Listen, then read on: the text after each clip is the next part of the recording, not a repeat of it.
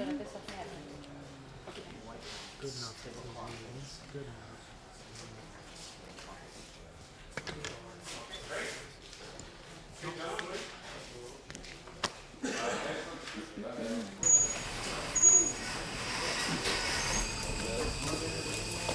Ready?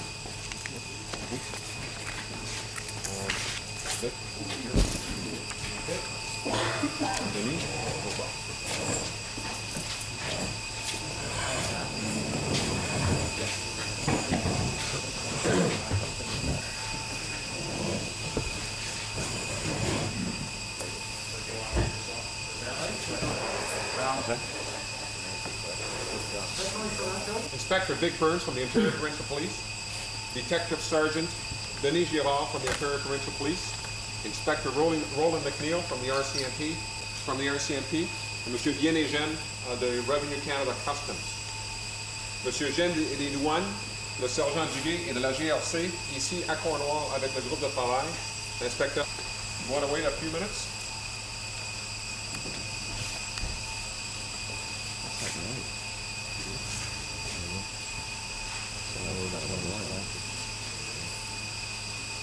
Okay. Good morning, ladies and gentlemen, and welcome to Cornwall. I'll read a prepared statement, and then we'll open it up for questions. Louder? You have to speak up. Yeah, louder, please. Yeah, that noise. Sorry. Can we, you need that door up for your cameras, eh? Well, if we don't, then we have to start lights. Okay. Okay, I'll try it, and you can tell me if I'm not speaking loud enough. Okay? More than that? Yeah, a little bit. Maybe I could shut the door halfway down. Yes, that's a good idea.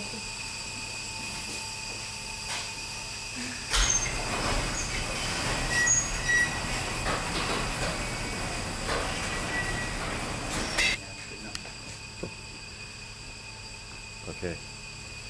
In October 1993, as a result of increased smuggling activity and violent crime in Cornwall, the Ontario Provincial Police, Cornwall Police Services, Revenue Canada Customs, and the Royal Canadian Mounted Police joined forces to address these issues and form what is now known as the Cornwall Regional Task Force. Based on available intelligence, a two-tier strategy was implemented. The first involved allocation of resources to identify and seize large quantities of contraband, to identify and dismantle large criminal organizations.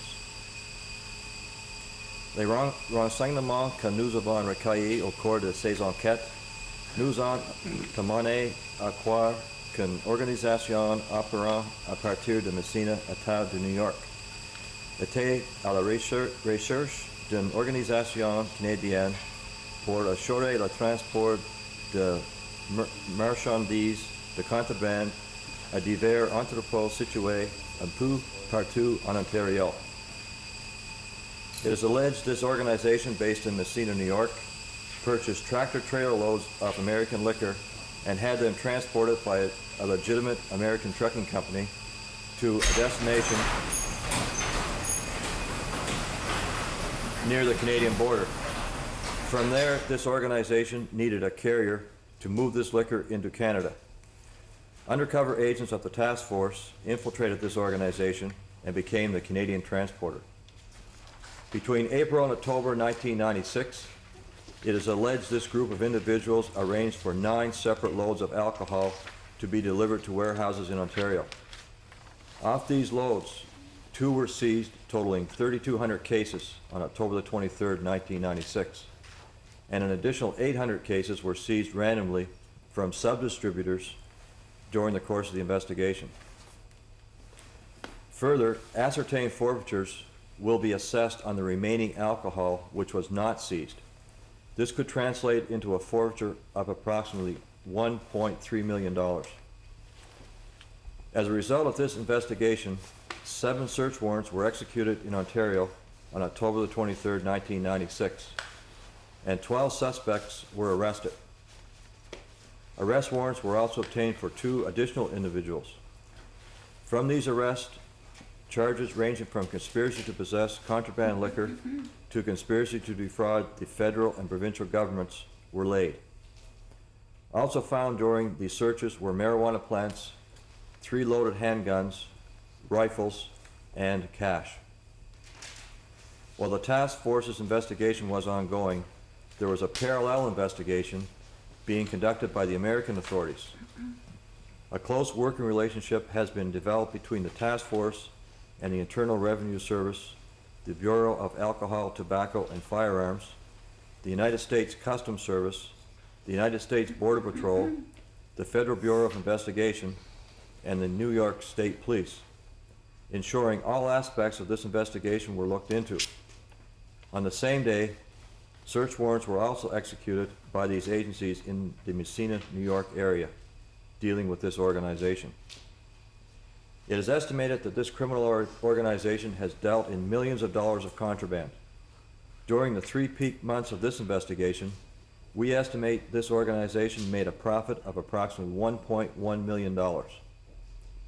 This would also translate into a loss of approximately $1.9 million in revenue for the federal and provincial governments.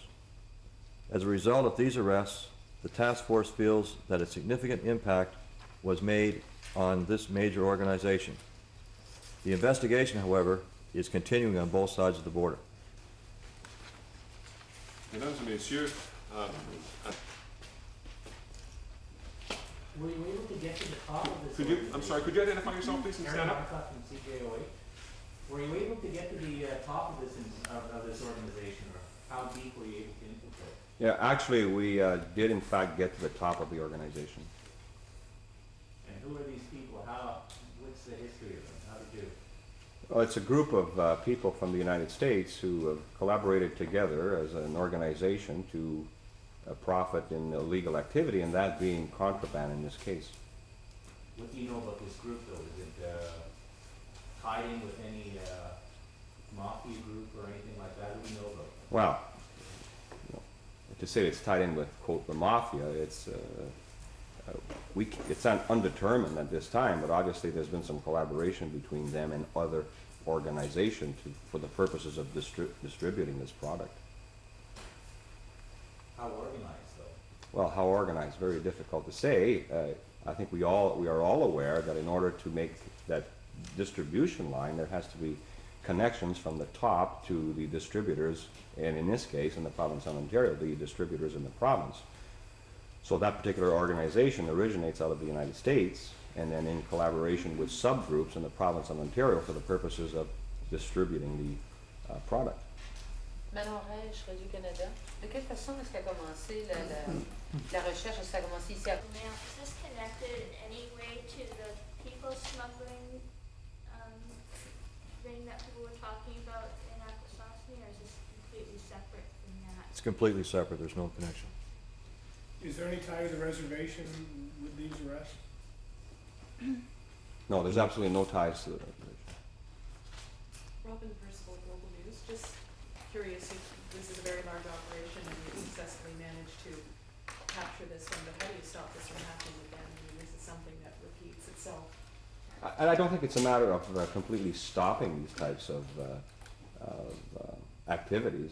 We'll never put an end to it, but certainly we're in position now, or in place, to be able to attempt to cripple these organizations. But certainly we're not going to stop it. Is there anything you would do differently in the future? Maybe did you learn anything from this operation that? Well, I think as we go along, we're always learning. I mean, the regional task force here has been in place for approximately 3 years. And gradually we're learning every time we put on one of these projects. So would we do anything different? Depending on the project, that would dictate what we would have to do in order to achieve our goals. So it's very difficult to answer whether we would change things. Vous avez l'impression? Sorry, I was just going to ask, what happens to the alcohol? The alcohol is destroyed. That's right. Excuse me, Lucy Robert from the Standard Freeholder.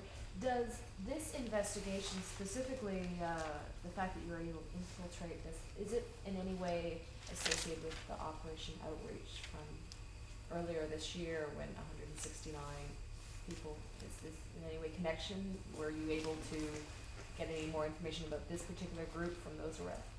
I can tell you this is a totally independent investigation from that particular investigation that you're referring to. Vous avez l'impression que ce groupe existait depuis combien? Ça serait assumer des choses, puis on peut juste se fier sur les choses qu'on était impliqués avec nous autres, qui étaient 7 semi-remorques. Ryan Martin with the curated in Massena. You said you had identified the top of the organization. Was that Mr. Miller or is it someone different? Well, Mr. Miller is in fact charged. The elder Mr. Miller. Yes. Was this centered in Massena? This organization in the United States, was it centered in Massena, the Miller family? That's correct. Okay. So you arrested the major perpetrators? That's correct. How long do you believe this has been going on with the Millers? They've been in the area for a couple of years or longer? Well, that would, like I said in French, we estimate that they might have been involved since 1992, but it's, you know what I mean? That's as far as we can tell. Who is Mr. Miller, and is he still at large? We have a warrant outstanding for the arrest of Mr. Larry Miller. Is he the ringleader? Or is he the ringleader? If you look at the organization itself, and if you were to put people according to their ages and stature, he is the elder. What do you know about him? Is he any business person in Massena?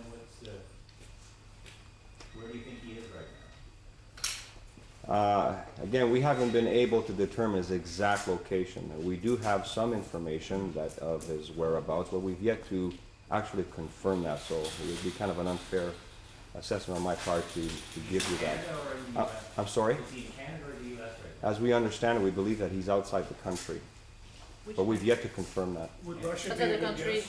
I'm sorry? Would Russia be a good guess? I believe that would be only a guess. Why would he be, who is he working with? I mean, he probably is not working alone in something like this. Well, in any organization, they certainly, those ventures are not done by specific organization. They have to work in collaboration with each other, because if you're dealing in those kinds of products, there has to be somewhere in that agenda, there has to be a supply and demand. And how does one organization get that? Well, they depend on the intelligence of other organizations in various countries or provinces or states. So, sure, they're in collaboration with other The people. Russian mafia involved in this? Well, is the Russian mafia involved? How can I answer that? We have no specifics that in fact that's the case. Does Mr. Miller have a previous record? Actually, I'm not sure if he does. Did this He does have- contraband, He does have He an does in the FBI. United He does in the United States. In Nevada? We don't know, I don't know particularly what state, but he does have an FBI record. did this contraband move from the United States into Canada via truck, right? Exactly. How was it, how did it come across the border undetected by all the customs? I think Mr. Jim could Yeah, answer that. that's why we are part of the investigation. We are part of the task force, Revenue Canada Customs, and it's in collaboration with our partner here that the investigation was conducted. Did they have false documents? I mean, they had to talk to your organization. The documentation was presented to customs, and today we can see that the documentation was false, yes, in that sense. Has alcohol replaced cigarettes around here? I think that it's the amount of alcohol that we're seizing now is greater than the amount of cigarettes we're seizing right now. But the alcohol, the volume of alcohol, as I understand it, has gone up considerably since the taxes, I mean, it was just replaced, has it not? Well, it hasn't really replaced it because we're still seizing cigarettes, but not to as much as we did in previous years. Certainly, the alcohol has increased. Is there anything unusual about this? In the old ways, quite often the people on the reserve were the people transporting. Why did they not go to the reserve? Why were we able to infiltrate on something like this? Well, I think that you have to look at the Regional Task Force. It was set up 3 years ago, and since that time we've been investigating various groups, and at one time, we were just basically doing what we call roadkills. In other words, we were getting the people coming off of Cornwall Island with the alcohol and tobacco in the trunks of the cars. And because of the success of the Regional Task Force and the hard work that has been put in by the members of the Regional Task Force, the criminal organizations have looked elsewhere to get other routes to bring the contraband products into Canada. So that's why it's spread out to other places. So you crack down on the reserve here. We've cracked down on contraband smuggling in general. This operation here was totally off of the First Nations territory. I have a question for the OPP rep. Mr. Burke, when is their bail hearing scheduled? The bail hearing is scheduled for next Wednesday Where will that be? in Cornwall. If you look at your press kits, there is a list of people arrested, those who are at large, and when they will appear. What is the Las Vegas connection? Just that Mr. Miller has a residence there in Las Vegas. Was there any tie-in with No. Mr. Miller? There's also Richard Rancati of Las Vegas. Any involvement with the organization? Legally bring it into Canada if, I mean, is it that? Legally imported, providing that individual declare at the port of entry. No, it's destroyed.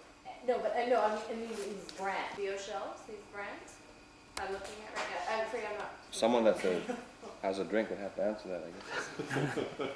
Minnesota. Two more questions? What if in the ultimate destination of this liquor, who do they sell it to or how would they? It's distributed to Southern Ontario through connections in the, well, in saying that, I think it's, you should probably answer to. Wasn't heading to Hamilton, wasn't heading to other points, or are there other points that you're referring to? Well, we also learned that some of it was going to the Toronto area as well. Mesdames et messieurs, ladies and gentlemen, that end our press conference this morning.